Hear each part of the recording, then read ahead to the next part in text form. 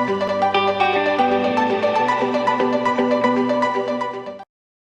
Channel viewers, I am DS, your psychologist, and welcome to another episode on Channel NITT. In this episode, I am going to discuss a topic that has been consistently mentioned in our previous episodes, and that is boycotting. So viewers, do you boycott? Do comment below. I have been thinking about this question. Is boycotting a matter more inclined towards TE or FI?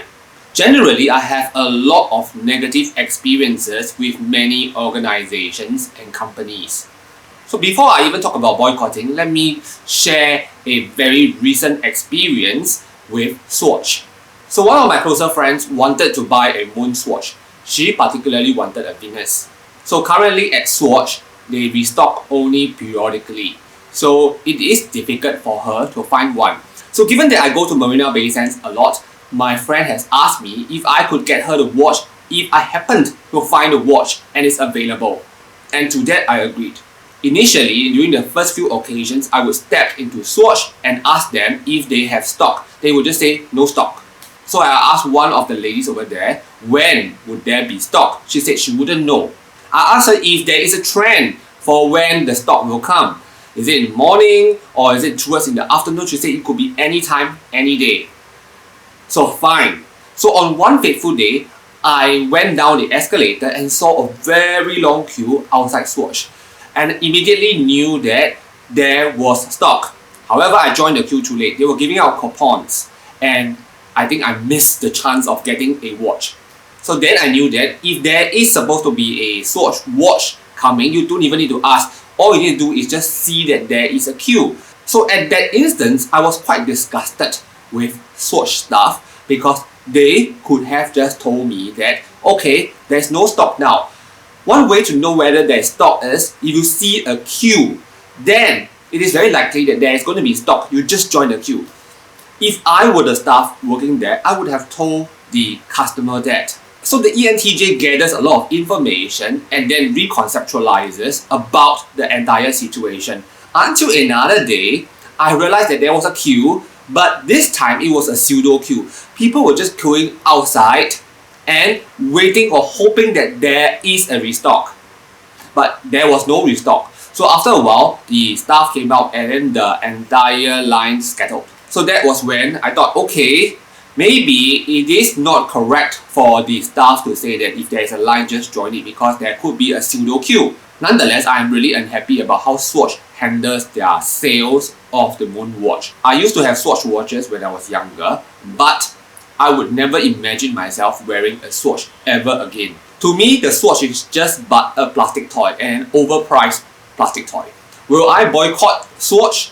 I would say that it is very unlikely that I will ever buy a Swatch watch for myself. But I will not deny that there could be a possibility that I may visit Swatch to buy something for a friend or a child. So in this case, even though I have negative experiences with Swatch, or I did not like the way Swatch does things, I will not say that I am boycotting Swatch. Generally, I do not boycott an organization, usually because they are rather monopolistic. Personally, I have very low regard for a bookstore that starts with the letter P, because they are a very big bookstore and I cannot avoid buying stationery from that shop. I cannot say that I will boycott it. It's just that I will avoid buying from that shop. Same for a lot of pharmacies. There are pharmacies that disgust me with the impression that they are really environmental friendly by charging 10 cents for a plastic bag. All these different organizations that does this kind of things right now, I would say that they are being hypocritical, because I know the pay they pay to their own employees and cashiers is damn low. They are not even treating their own employees with positive regard and with respect. They expect to be respecting the environment. But unfortunately, because these are the really big brands and it's not an oligopoly, I cannot avoid going to the pharmacy or the bookstore, then I cannot boycott the particular company or the store. But if there were a lot of selections, let's say it's an apparel, like those kind of t-shirts, brand, then I could easily say that I boycott. So So currently, there is only one company that I am very consciously knowing that I'm boycotting. That is to say, I will never give this bank any business ever again because they have actually disgusted me with a very bad experience in the past, and that is HSBC.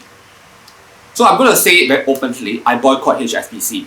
So is boycotting a matter of TE at work or FI at work? So as you can see from the Swatch case, I keep gathering information from different circumstances and trying to regroup and reorganize my concept about that organization. This is TE and NI together working. And in a way, you can see it as I am giving the company a benefit of the doubt. TE and NI does that. I gave second chances. The moment I decide that second chances will not be given, that is when the boycotting case will happen. I just boycott. I would think that while on the surface it looks like it's an FI inclined behavior, it is actually TE inclined behavior because I have already given you many chances and this is what happened, so the door is closed.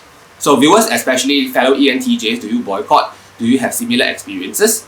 Do you think that boycotting is actually TE inclined instead of FI inclined? Although many people would feel that boycotting is FI inclined behavior.